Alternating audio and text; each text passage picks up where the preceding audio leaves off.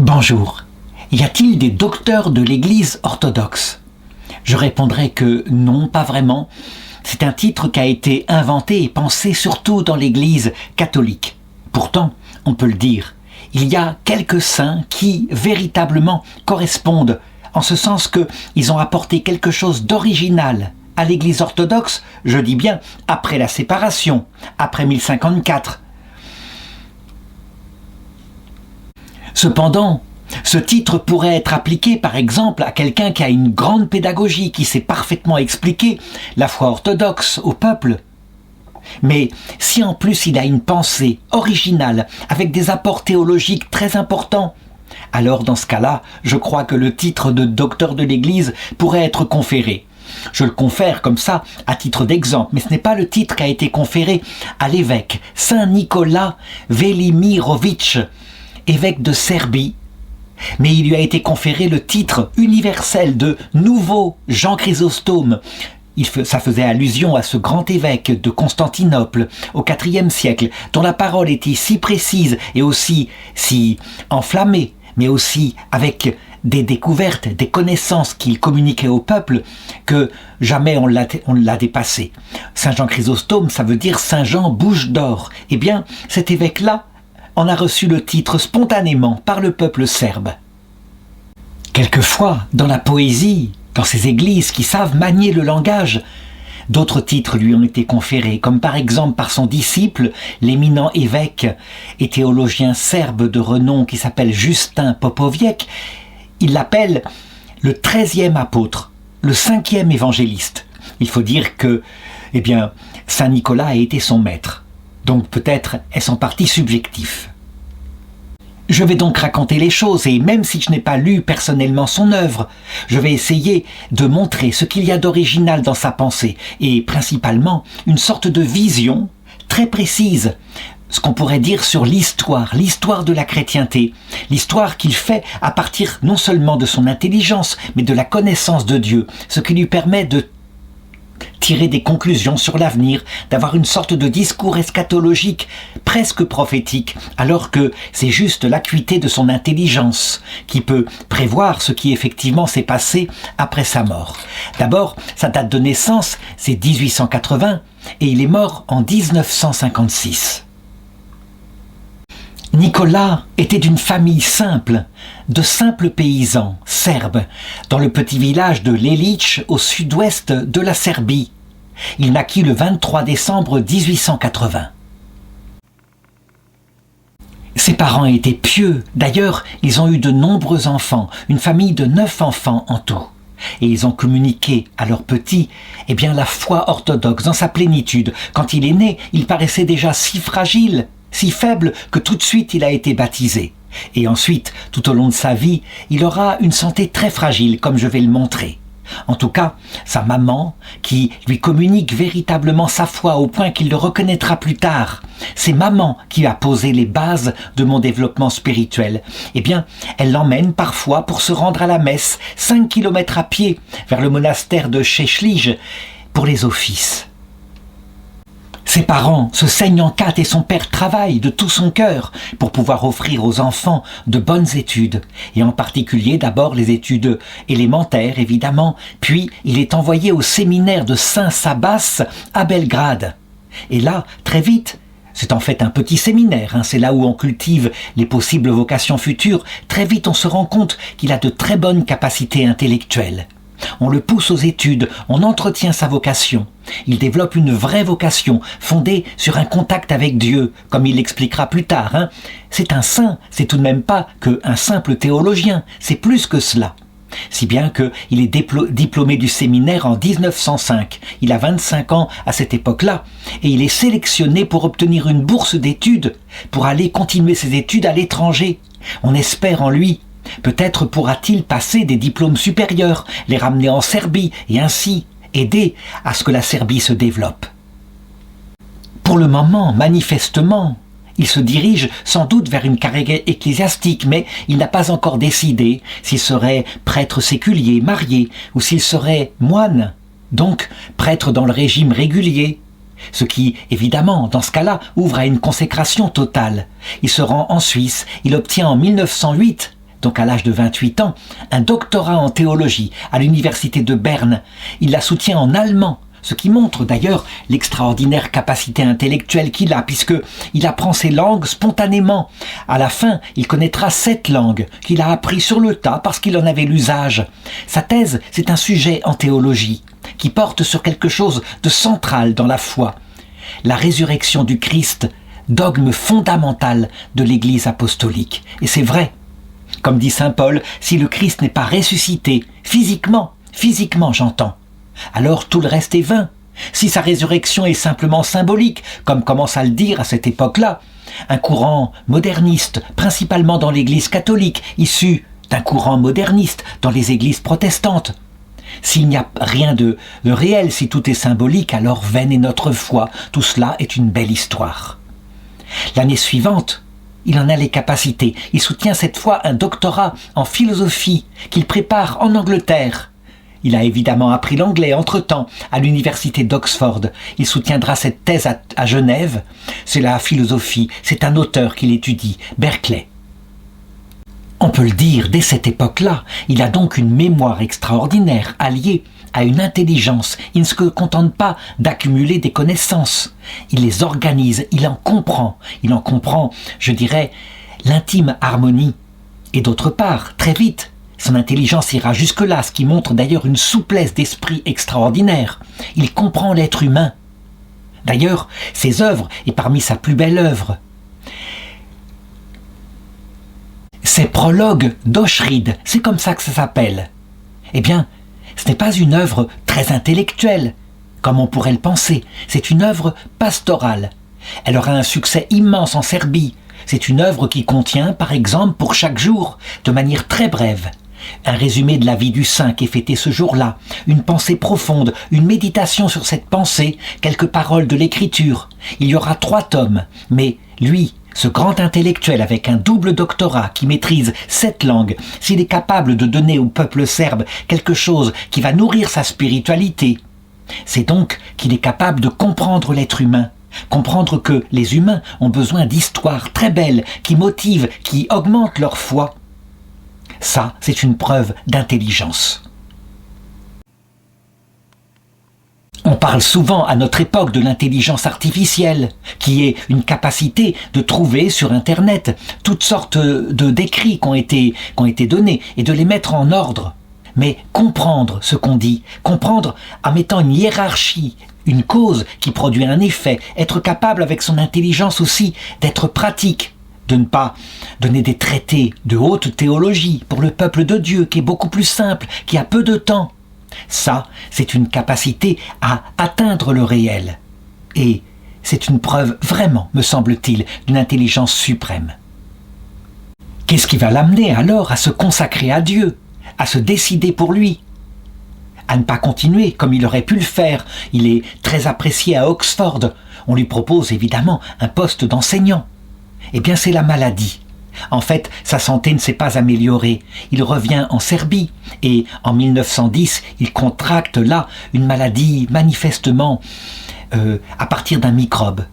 Il n'arrive pas à la soigner. Il est presque au bord de la mort. Et là, il fait le serment, il le dit à Dieu, « Si tu me guéris », il en parle aussi à la Vierge Marie. Le reste de la vie, ce que tu me laisseras sur terre, alors c'est décidé. Je le consacrerai à ton service. Et il guérit. Alors il tient sa promesse. Et donc, tout de suite, il frappe à la porte d'un monastère où il est tonsuré, le monastère de Rakovica. Et le même jour, il est ordonné prêtre.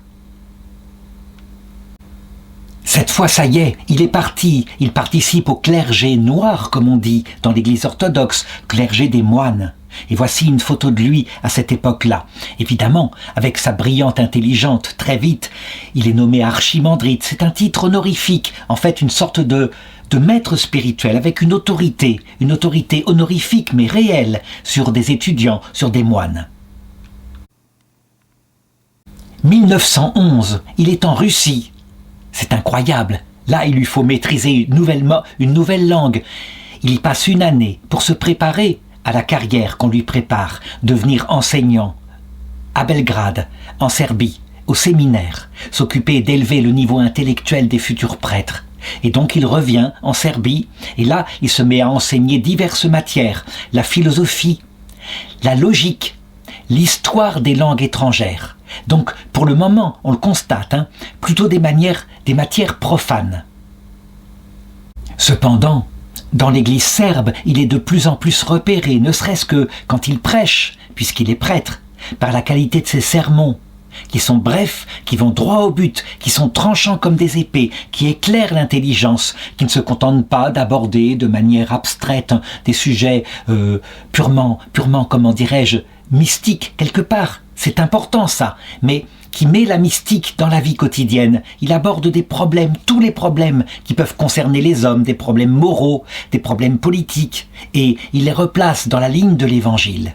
En tout cas, très vite, il est donc remarqué, et quand éclate la guerre 14, il a 34 ans, alors il est envoyé par la Serbie en mission diplomatique en Angleterre, où là, il plaide avec succès la cause des Serbes pour que l'Angleterre vienne à l'aide de la Serbie, qui est en guerre contre, évidemment, l'Autriche, l'Empire d'Autriche, dont elle est dépendante, mais la Première Guerre mondiale, on le sait, a éclaté après l'assassinat de l'archiduc en Autriche. Ce qui est incroyable en Angleterre, alors que lui s'était engagé plutôt pour être volontaire, pour des actions humanitaires auprès des blessés de guerre, toutes sortes de choses comme cela. C'est qu'en Angleterre, son intelligence lui montre que là, il y a un temps d'urgence, il faut agir pour les gens qui ont des besoins matériels. Et donc on le voit, capable de donner des conférences, de récolter de l'argent, de l'envoyer en Serbie pour venir en aide aux victimes de la guerre. Il spiritualise l'église anglicane. C'est incroyable, à cette époque où l'église anglicane, d'ailleurs, se cherche, est retournée en partie à l'église catholique. Mais sa prédication, comme témoin des églises apostoliques, est d'une haute qualité. On a le témoignage, par exemple, d'un prélat anglican qui a écouté ses conférences. Il dit « L'archimandrite Nicolas Velimirovitch arriva et en 3 mois, il laissa une empreinte qui perdure encore aujourd'hui en Angleterre. Ses ouvrages, ses commandements du Seigneur, ses méditations sur le Notre Père, elles électrisent encore l'Église d'Angleterre, qui était assez fonctionnalisée à cette époque-là. Sa vision de l'Église est spirituelle, c'est la famille de Dieu. C'est opposé à l'empire de Dieu, une sorte de volonté qu'aurait l'Église de dominer sur la politique. Il brise tout simplement l'idée que l'Occident se faisait et de ce qu'il considérait comme une sorte de puissance, d'ordre politique et matériel sur la totalité des chrétiens du monde. Non, il voit l'Église comme une marche vers la vie éternelle. Et ça, c'est un regard surnaturel. Évidemment, les succès de sa prédication, sa parole, qui déjà, alors qu'il est jeune, est une parole d'or, pourrait l'enorgueillir. Mais je vais en parler. Manifestement, il y a en lui quelque chose qui le protège du légitime orgueil qu'il pourrait en tirer. D'autant plus qu'à cette époque-là, toujours pendant la Première Guerre mondiale, il est envoyé en mission cette fois en Amérique, où il s'occupe des Serbes émigrés et aussi des milliers de Croates, des Slovènes. On est toujours en guerre contre l'Autriche. Donc, il se fait un ambassadeur de tout, on pourrait le dire, les Slaves du Sud. On pourrait dire, probablement est-il encore un patriote de plus, un patriote qui divinise la patrie, comme c'est le cas pour beaucoup de gens à cette époque-là. En réalité, non, il est très lucide sur la place de la patrie. Elle est importante, dit-il, mais elle est passagère. La vraie patrie, c'est le ciel. Il est donc un ambassadeur d'abord du Christ et de son Église. Il faut bien le reconnaître. C'est quelque chose d'extraordinaire en cette période où, véritablement, il n'y aurait pas eu tant de morts pendant la Première Guerre mondiale s'il n'y avait pas eu une sorte d'idolâtrie des patries. C'est clair. D'où vient alors cette forte spiritualité qui fait qu'il ne tombe pas dans les pièges de son époque? Il suffit de se pencher pour bien comprendre sur les écrits de l'higoumène, c'est-à-dire l'abbé, un abbé de monastère qui s'appelle Artemidje, qui a écrit une bibliographie de lui et qui dit « Il savait mettre la patrie à sa juste place. Vraiment, il aimait le peuple serbe. Mais Il était capable de mettre en premier le Christ, le primat chez lui de la prière perpétuelle qui faisait que dès qu'il avait un moment, il se retirait dans le Christ, dans le contact avec le Christ, avec le ciel tout entier. D'ailleurs, les écrits qu'il va commencer à produire à cette époque sont un peu pour lui des prières. On voit cette spiritualité dans, rien que le titre, le dit, prière au bord du lac, la lyre spirituelle, les chants de prière. Il y met toute son inspiration poétique, ça c'est encore une corde à son arc. Ce grand intellectuel, cet historien, ce philosophe est un poète. Il est capable de mettre le chant de la langue, la musique qui va avec, au service de sa foi en Dieu et de sa prière. On le voyait souvent qui se jetait à genoux, on le voyait pleurer quand il était auprès de l'église devant le Saint-Sacrement. Sa soif de Dieu semble inextinguible, véritablement. Il priait partout, à l'église, chez lui, sur la route, en prison ou à l'ombre des baïonnettes allemandes. Ça, il faut le mettre véritablement en avant. Son contact avec Dieu est sans doute la clé d'explication du fait que ces talents extraordinaires qu'il a hérités, par don de nature, la mémoire, l'intelligence, il les met au service de Dieu sans s'enorgueillir, parce qu'il met sa propre vie à la place qu'il faut, il met Dieu au-dessus de tout. Donc, par sa prière et sa charité, du coup, on voit que la première qualité qui en ressort, c'est son humilité. C'est sa sauvegarde spirituelle essentielle. Pas facile, où on le sait, on porte en nous les conséquences du péché originel et cette convoitise de l'esprit, surtout quand il est très développé, qui pourrait nous pousser à nous croire plus intelligents que tous. Lui, il l'est de fait, il est plus intelligent que beaucoup, mais il sait se mettre en rapport avec l'éternité, où il sait que là-bas dans l'éternité, le plus petit au royaume des cieux en sait 1000 fois plus que lui, et il se le rappelle perpétuellement quand il serait tenté d'orgueil. Cette humilité est source de simplicité, et on a un autre témoignage du chanoine Edward West, dont j'ai cité tout à l'heure un passage. Il dit qu'il s'agisse là-bas, en Angleterre, où il était venu, d'une garden party au palais de Buckingham, d'un dîner avec l'archevêque de Canterbury, ou s'il observait, avec plaisir, un petit groupe de Serbes qui dansaient un colo, ou alors s'il allait voir une veuve qui avait perdu son mari à la guerre 14 et qui la consolait, il était toujours le même homme, simple, avenant. Que ce soit un prélat, que ce soit un homme du peuple ou le plus simple des mendiants, c'était pareil, le même comportement. En tout cas, la Première Guerre mondiale se termine. Il revient en Serbie en 1939, 1919, il a maintenant 39 ans. Dans l'église serbe, qui est orthodoxe, et dans toutes les églises orthodoxes autocéphales, on choisit les évêques chez les moines. On ne les choisit que rarement chez les prêtres séculiers. Oui, parce que l'évêque doit être célibataire. Et donc, ce qui arrive doit arriver avec une intelligence comme la sienne, brillante, originale et fidèle à la foi.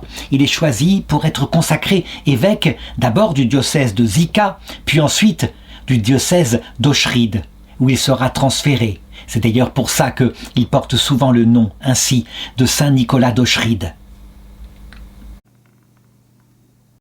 C'est un pouvoir extraordinaire qu'on lui a donné. Il est responsable d'un diocèse. Il a liberté d'organiser les choses. Eh bien, très simplement, comme le ferait n'importe quel évêque à l'intelligence de son ministère, il le fait, par tous les moyens qui lui sont donnés, à savoir la prédication, pour relever le niveau de son diocèse, le niveau des prêtres en particulier. Mais il ne fait pas que ça. Les pauvres, à la sortie de la Première Guerre mondiale, il y a énormément d'orphelins, il faut les aider, il contribue à créer des orphelinats.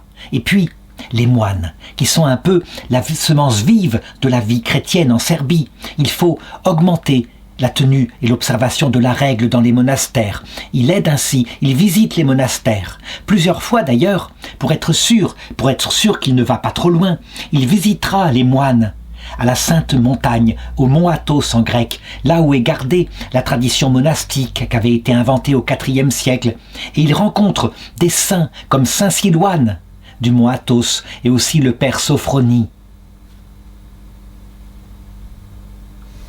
Il ramène ainsi, nourri de l'intérieur, cette spiritualité profonde dans les monastères de Serbie, ce qui renouvelle évidemment leur niveau spirituel. Entre 1920 et 1941, c'est là où il va avoir le maximum de sa production intellectuelle, ses livres en particulier, qui font qu'il est connu actuellement. Mais il défend aussi, comme évêque, l'Église serbe. À cette époque-là, il y a une tentative de l'Église catholique de se rapprocher de l'Église orthodoxe. Mais il le voit bien, l'Église catholique a une tendance, évidemment, à vouloir tout réunir en une seule Église, et peut-être à ne pas laisser ainsi l'autonomie des Églises orthodoxes. Il y a un concordat qui est signé en 1937. Il s'y oppose avec vigueur. Il veut maintenir l'autocéphalie de l'Église serbe, et il y arrivera. Ce concordat n'aura pas d'avenir. Cet homme qui prie dès qu'il a un instant, du coup, trouve une capacité d'activité débordante. Les lettres de lui, on en a par centaines. Et dans ces lettres, il y a non seulement une attention à la personne, mais une réponse aux personnes. Selon les demandes, quelles que soient les demandes, des demandes très simples, il répond avec simplicité, des demandes plus intellectuelles, il répond avec intellectualisme, il s'adapte au public. Il y aura d'ailleurs, après sa mort, des livres qui seront publiés, comme par exemple les 300 lettres missionnaires. Tout cela a été publié, et c'est une somme extraordinaire, très pratique, avec des situations de vie diverses et des conseils tout à fait adaptés. Celui qui se procure ce livre, évidemment, reçoit ici, alors qu'il ne s'y attendait pas, ce n'est pas pour cela qu'elles avaient été écrites, mais le tout forme une sorte de recueil spirituel très pratique, un peu comme on a chez nous latin. Saint François de Sales, qui explique aux gens du peuple comment la spiritualité des moines en particulier est tout à fait à leur portée. Là aussi, il aborde des problèmes plus matériels, des conseils moraux. Bref, voilà comment il fonctionne.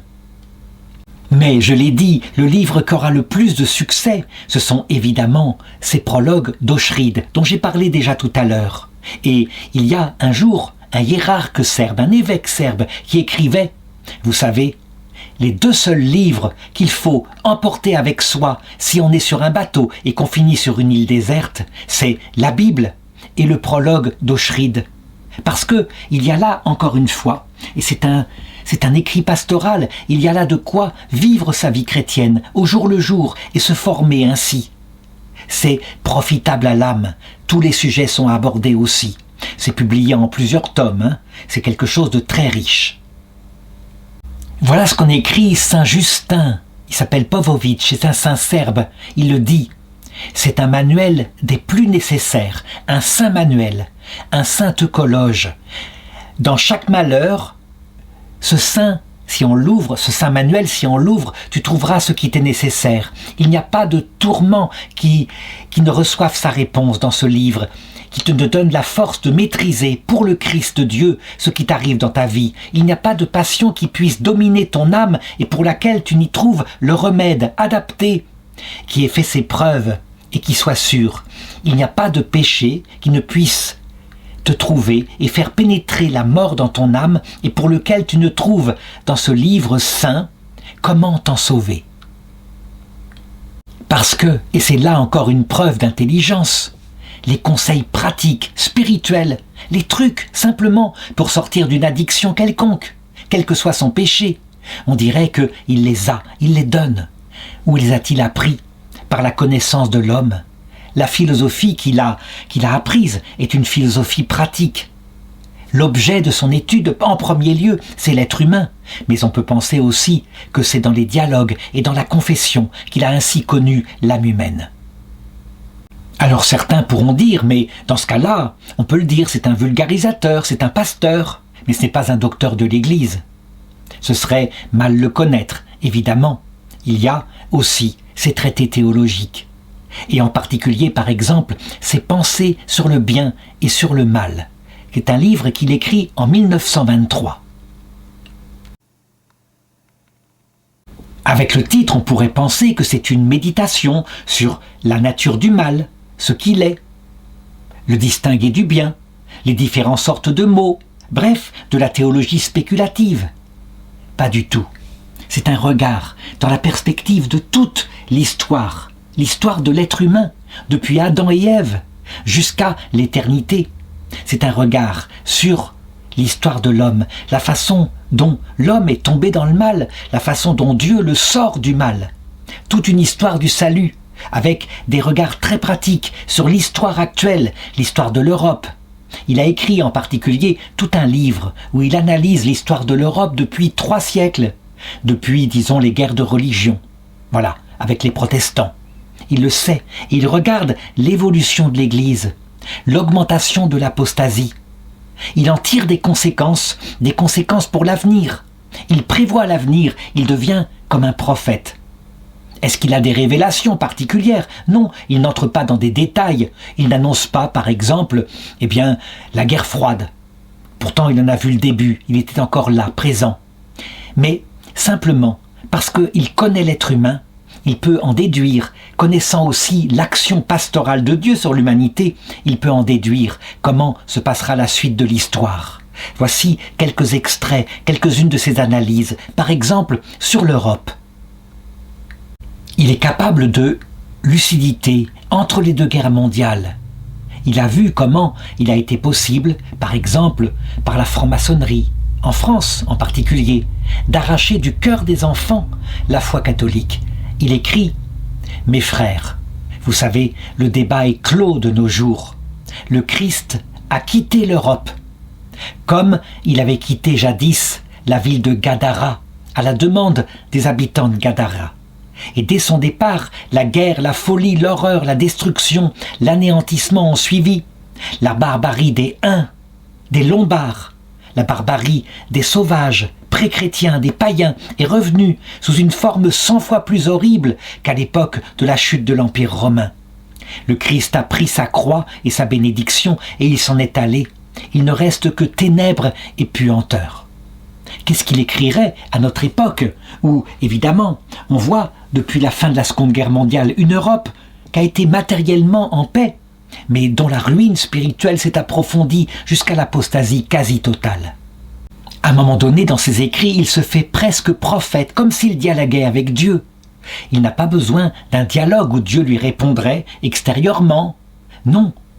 Les réponses sont celles qu'il fait par sa connaissance dans sa prière de Dieu et sa connaissance de l'homme. Alors il demande « Seigneur, Seigneur, ceux qui éduquent les enfants en aveuglant leur foi, en leur refusant la lumière du Christ, que feras-tu d'eux, Seigneur ?» Voilà, ils détournent les enfants de toi, ils les empêchent d'approcher de ta grâce et ils disent « Le Seigneur, c'est quoi ?» Avec un ricanement, c'est un terme archaïque. C'est une vieille amulette que les grands-parents portaient, mais ils sont morts, les grands-parents. Nous n'apprendrons plus à cultiver la terre, à engraisser le corps et à extraire l'or qui brille plus que le Seigneur défunt. Maintenant, ce qui compte, c'est les progrès scientifiques, la matière qu'on va maîtriser de plus en plus. Et donc il demande « Seigneur, que feras-tu de ces corrupteurs, de ceux qui corrompent tes enfants, Seigneur ?» Et il met cette réponse dans la bouche du Seigneur. « Tu sais, Nicolas, je ne leur ferai rien, car ils ont tout fait pour maudire leur propre avenir à eux. En vérité, ils ont préparé eux-mêmes, pour eux et pour leur peuple, un jugement pire que celui des scribes et des sadducéens, car ils ont suivi l'exemple de ces derniers et n'ont pas tiré les leçons de la fin de la vie de ces derniers. Dans leur vieillesse, tu verras, ils entendront le bruit des sabres à leur porte. Ce sera pire pour eux que pour les Babyloniens, alors que dans leur puissance, ils vénéraient le sang et l'or. D'abord viendra la faim, telle que Babylone elle-même n'en a jamais connue, puis la guerre, puis le gaspillage du pain. Alors, ils reviendront vaincus. Puis un carnage et l'incendie des villes et des villages, et enfin des maladies que les mains des médecins n'oseront pas toucher. Évidemment, quand on lit ça, on est assez effrayé, mais en même temps, quand on considère l'Europe occidentale telle qu'elle est maintenant, en 2025 où je fais cette vidéo, on se dit, mais oui, elle est encore en paix, mais c'est une paix qui est très précaire. Je ne sais pas quand vous écouterez cette vidéo, vous savez ce qui s'est passé entre-temps, je la publierai plus tard. Mais certainement que la génération qui a apostasié l'Europe, la génération de mai 68, qui a cru qu'elle pourrait, ainsi, en dansant à Woodstock, créer un monde où il n'y a plus besoin de Dieu, plus d'enfer au-dessous, plus de paradis au-dessus, plus de frontières, a récolté ou récolte déjà les fruits de son orgueil. Une génération qui a délégué la venue des enfants d'autres peuples qui méprisent évidemment cette spiritualité soi-disant humaniste et de fait athée. Elle en récolte les fruits. C'est d'une lucidité, ce qu'il dit, totale. Et je dirais, extérieurement, même si ce n'est pas encore manifesté, c'était déjà en germe intérieurement à l'époque où il contemplait l'Europe entre les 2 guerres mondiales. Que dit-il pour la Serbie? La Serbie qui, évidemment, est entraînée dans le même courant, ce courant gigantesque qui entraîne les nations tout entières. Il fait la même prière à un autre endroit. « Seigneur, que feras-tu des chefs du peuple serbe qui les égarent? Que feras-tu d'eux, ô mon Seigneur ?» Et le Seigneur lui répond la même chose. Ils égarent leur peuple pour leur propre profit. Ils n'enseignent pas la vérité au peuple, mais le nourrissent de mensonges toute l'année. Ils sont incapables de rendre justice, ils intimident le peuple en l'effrayant, avec une injustice encore pire que celle du passé. Ils pillent pour eux-mêmes et leurs amis. Alors l'évêque Saint Nicolas répond « Mais Seigneur, que feras-tu d'eux » Et le Seigneur lui répond « Ils ont tout fait eux-mêmes. Je n'ai rien d'autre à faire que de les abandonner à la loi qu'ils ont eux-mêmes créée. Ils verront leur maison en flammes, ils fuiront leur pays, affamés et malades. Ils verront des étrangers sur leur terre et les supplieront pour un morceau de pain. Ils entendront leur nom maudit et n'oseront pas montrer leur visage. » Je sais, c'est un langage un peu eschatologique, tel qu'on le prend comme cela. On s'imagine forcément une guerre extérieure. Mais oui, probablement, la guerre extérieure est un fruit d'abord de la guerre intérieure, quand l'âme est vide, qu'il n'y a plus à l'intérieur le Seigneur, et une génération qui suit l'autre méprise ce qu'a fait la génération précédente. Et c'est ainsi que la génération précédente apprend de la génération suivante qui la persécute ses propres épreuves. D'où tenait-il cela? Est-ce qu'il avait des révélations du ciel, puisqu'il met ses paroles dans la bouche du Seigneur? Je répondrai, pas forcément. D'ailleurs, voilà ce que rapporte Saint Jean Maximovitch, qui est un écrivain serbe qui lui aussi a observé ainsi ce saint évêque. Il dit « Le jeune Nicolas Velimirovitch, tout en grandissant, tout jeune, il était comme une éponge qui absorbait l'eau, il s'imprégnait du savoir. Non seulement une, mais de nombreuses écoles le comptèrent comme élève et auditeur. La Serbie, la Russie, l'Angleterre, la France, la Suisse le voyaient sur leur terre, telle une abeille qui butine du nectar. Il apprenait de tout, il observait les peuples, il lisait la littérature. Il s'efforçait non seulement d'apprendre beaucoup, mais surtout d'acquérir la vérité, de comprendre. Il était fermement ancré dans la foi orthodoxe, il cherchait à obtenir, même par l'esprit, ce que la foi donne. Il ne doutait pas de la vérité de la foi. Au contraire, il aspirait à sanctifier son intelligence par la vérité de la foi et, avec la lumière de la foi, à éclairer son esprit, son cœur, sa volonté. Et c'est comme ça qu'il a connu l'être humain et l'histoire de l'Église. Il développa son esprit de telle sorte que, de ses fruits, il nourrit non seulement lui-même, mais aussi, ensuite, par son enseignement qu'il savait rendre simple, il a nourri les autres. Il a grandi aux connaissances et il a grandi spirituellement. Il méditait constamment sur toutes les questions fondamentales. Pourquoi sommes-nous sur terre? Pourquoi Dieu se tait-il? Pourquoi laisse-t-il ainsi l'apostasie se développer? Et il était capable de regarder ce mystère, évidemment à la lumière de Dieu, comme étant une voie, un chemin qui devait mener à la vie éternelle, bien sûr, parce que Dieu saurait en tirer le bien. Comment faisait-il alors pour avoir une connaissance si profonde? Eh bien, il le disait parfois quand on lui posait la question. Il racontait que quand il était allé au mont Athos, il avait interrogé un vieux moine.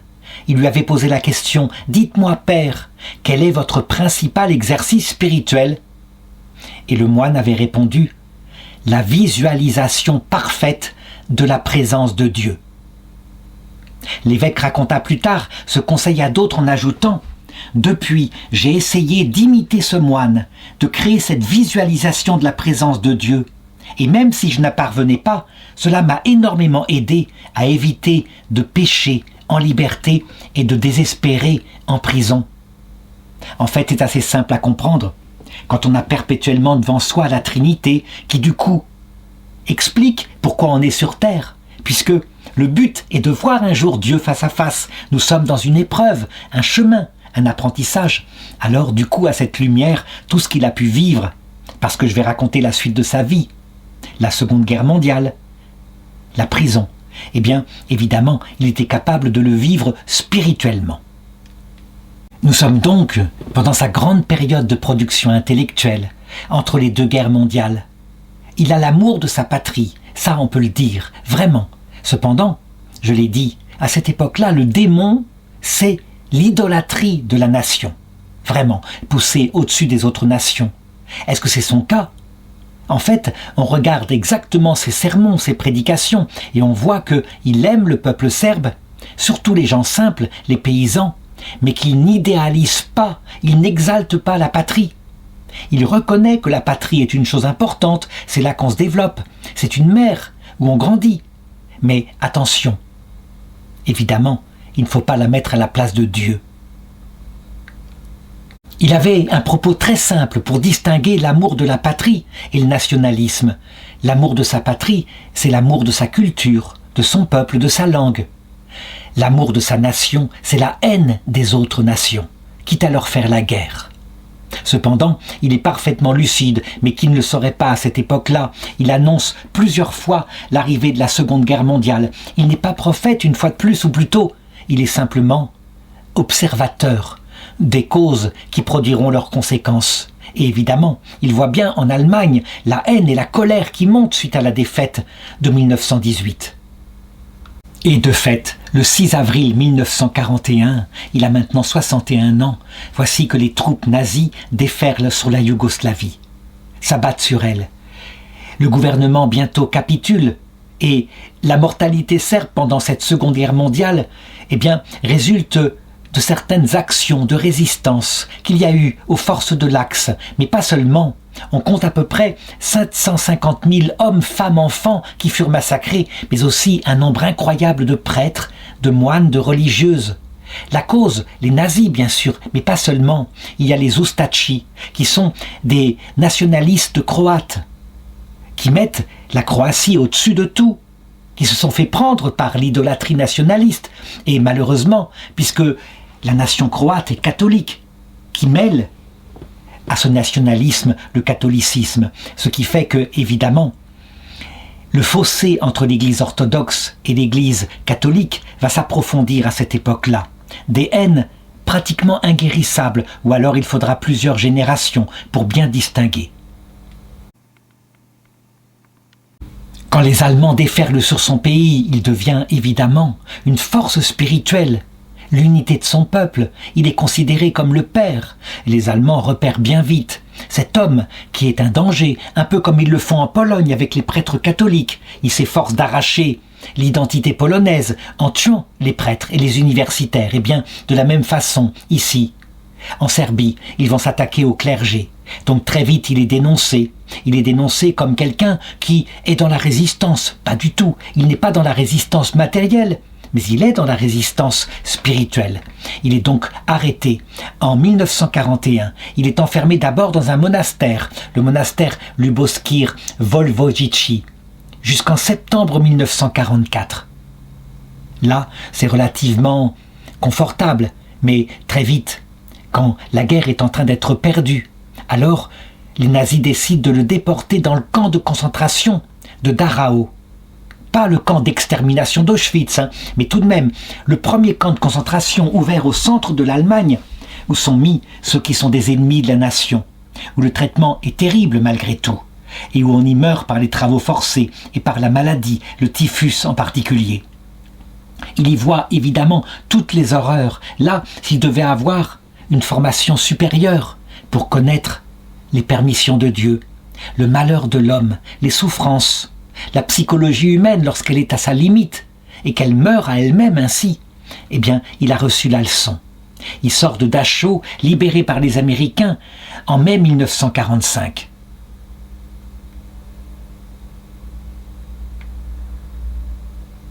De son expérience en camp de concentration, il retiendra des leçons profondes. Il a touché là, du fond du doigt, sa misère. Il a donc une âme maintenant parfaitement purifiée par des choses qu'il ne pouvait pas comprendre, mais qu'il comprend spirituellement par la croix qu'il a vécue. Il écrit par exemple dans un de ses livres « Au camp de Dachau, c'est ainsi. Tu es assis dans un coin et tu te dis « Mais ça dure encore et encore.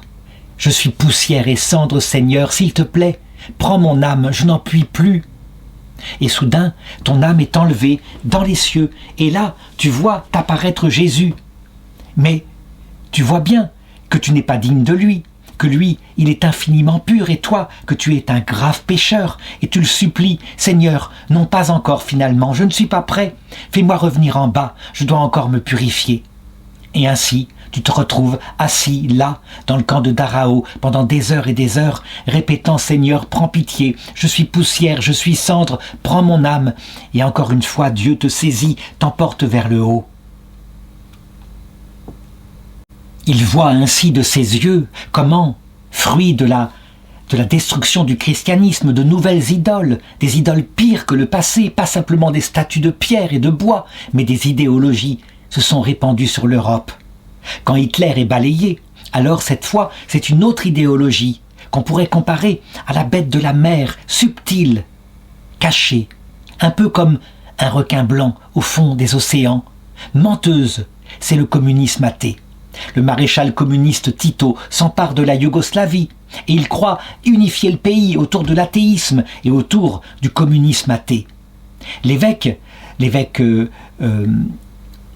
qui est le patriarche de Serbie, l'évêque Gabriel, lui, décide de revenir en Serbie pour s'occuper de son peuple.